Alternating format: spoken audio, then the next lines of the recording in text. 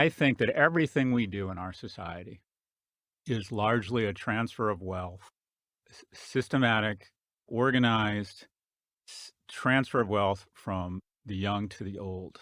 I think the largest socialist program in the world, Social Security, $1 trillion, greater than the European and American defense budgets, reallocated from working age people to a cohort that is the wealthiest generation in the history of mankind. Mm. And people say, well, it's done its job. It's pretty much solved poverty among seniors. They say somewhere between 29 and 39% of seniors would be in poverty without Social Security. Now it's 9.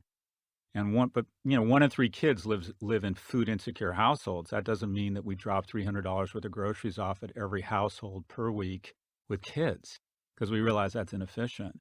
And whether it's escalating costs of housing because of artificially suppressed interest rates, whether it's the greed or the loss of script among myself and my colleagues at universities thinking we're luxury goods, not public servants, and not expanding freshman class seats as quickly as population is expanding so we can brag about how hard it is to get into these schools and continue to raise prices. Everything, I see almost everything is nothing but an elegant transfer of wealth from young people to baby boomers who have totally co-opted, in my opinion, government Mm. and are transferring and sucking wealth from future.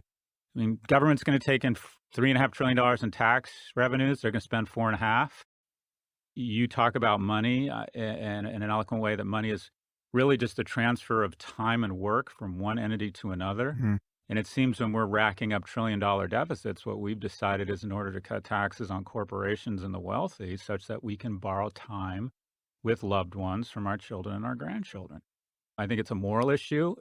That's the bad news. We have dramatic wealth inequality. The good news is it almost always self-corrects. But the further bad news is those mechanisms of Yeah. self-correction are usually war, famine, or revolution. Yeah. And I think we're in the midst of a soft revolution. It's weird how it's happening, but I think we're in the midst of a soft revolution around income inequality.